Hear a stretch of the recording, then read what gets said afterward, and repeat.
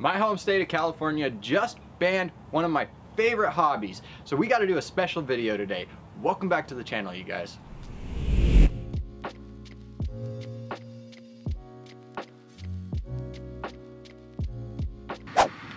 If you guys haven't heard, about a week ago, California banned the sale of new gasoline-powered vehicles by the year 2035.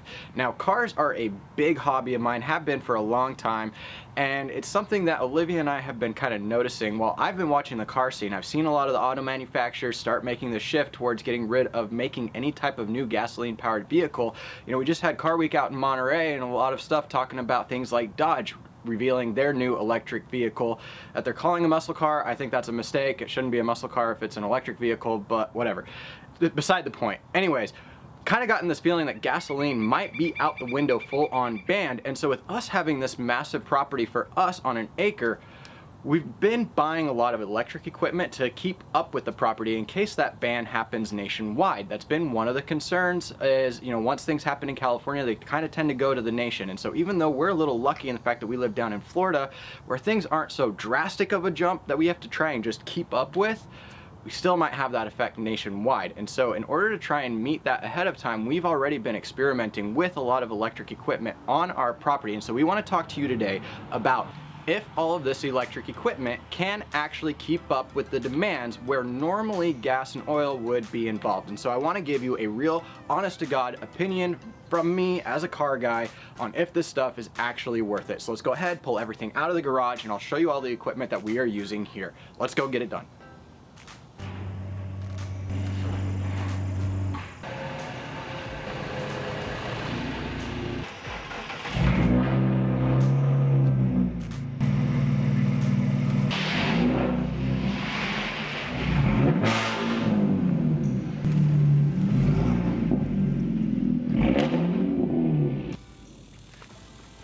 If you guys can't tell, I'm a bit of a GM fanboy at the moment with the Camaro and the Cadillac. I mean, I do like all different kinds of cars, different shapes, sizes, colors, everything else, different manufacturers, but I really love my Camaro and my Cadillac. The Camaro is a V6, but it's got all kinds of mods done to it. It's pretty much everything full bolt-on. I've got a Can-Am cold air intake, an 8mm larger throttle body, ported intake manifold, American Racing header downpipes. I've got a true X pipe in place for MagnaFlow in place of the resonator, along with an MBRP axle-back exhaust. So pretty much all the bolt-on mods are there for it. The Cadillac, about all it has is some BBS wheels.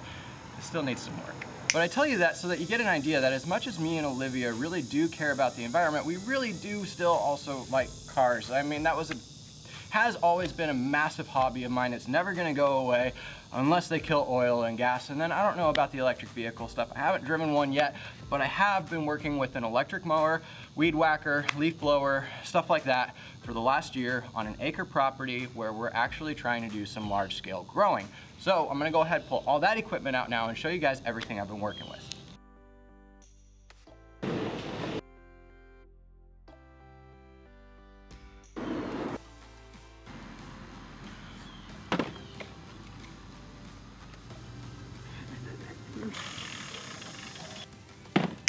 In front of me here is all of the basic equipment that I have here on the property that Olivia and I have acquired for me to be able to do my job and maintain this property. That's a big part of what we do is the maintenance. With an acre property and how much it rains here in Florida, it seems like I'm mowing my lawn almost every 3 to 4 days. It just grows like crazy, like nothing I've ever seen before, having lived in the desert my whole life. So now that I've been here for a year, I've had a bit of an idea to see how every different piece works, and there's a reason behind why I bought that, and that is like California just did in banning gasoline-powered cars. There's been a lot of talk about doing this, and especially things like the landscaping industry as well. I'm gonna try to not get too political on the channel very often, but unfortunately this is one of those things that affects this type of industry and what we're doing with the homesteading stuff, because it affects what type of equipment you're gonna be able to utilize at your own home. And if you're using a lot of gas-powered equipment right now, like we are with our wood chipper, that one we've struggled with using because gas has just gotten so expensive. Things might get worse when we're starting to see things like California doing and just outright banning new sales on gasoline-powered vehicles. And that might come further along down the line and affecting things like landscaping equipment. They're talking about that with things like leaf blowers especially, which you see down right here. I have the Hyper Tough that I think Olivia got from Walmart, trying to pick it up. get me one that works. Honestly, this one is probably the most piece of junk equipment out of all of it here. It blows, it said it was supposed to be like 90 miles an hour is how fast it blow on the box, and I swear it blows like 1. It barely can get a couple leaves at a time going up and down the driveway. That is definitely the first bit of equipment I'm going to be replacing as soon as I can. So there you go. There's the worst bit of equipment that I will tell you about. Trying to give you an honest feedback so you get that. I'm trying to be as realistic as possible with all this equipment because I've had a year to use it and there's a lot of frustrations that come with it. There are some pros to it. One of those being that when I need to refill it, I can do it right at the house. The bad side being this right here, being the lawnmower battery. For this one from Ego, I didn't get a ride-on lawnmower with having an ACRE because of the fact that I felt that it was too expensive at that price point. This one was about $500 for this lawnmower, which does have a motor to actually move the wheels, so you don't have to push it with as much effort.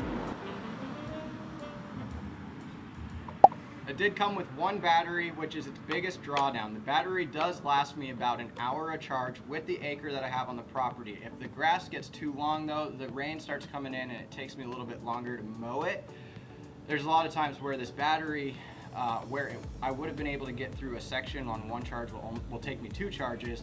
And the charge time on this is close to an hour as well. So once the battery drains out, I've got to sit there and figure out something else to occupy my time with for another hour while I'm waiting for it to charge. Now getting an additional battery can solve that problem for us.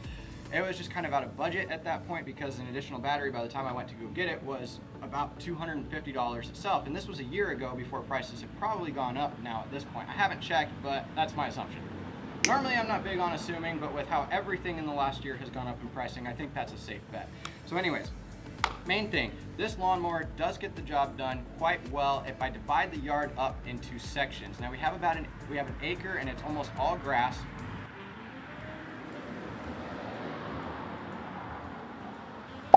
And I have to split that ACRE up into about 3 to 4, sometimes even 5 sections. So you figure one battery a section can run me 5 hours just on mowing time. It takes about an hour to charge this. It quickly turns into an all-day event, just mowing the lawn with this type of mower on this size of property. Now you throw in the factor things like what's happening today where it looks like we're about to get a rainstorm in a couple hours. That throws my whole day off, and then I'm doing a couple days of mowing the lawn. The nice thing about it is that the bag that it has on it to catch all the grass cuttings and everything does make it real easy for me to go ahead and capture that, take it over to a spot where I can use the grass cuttings in my mulch pile, my compost, break it down just by itself to go into my vegetable garden, whatever the case might be. I do harvest a lot of the grass, so it's helpful for that. Now, if you're wondering, hey, John, why are you being a dum-dum and just using a push mower instead of going ahead and getting a ride-on mower, because you do have an ACRE. Again, price point.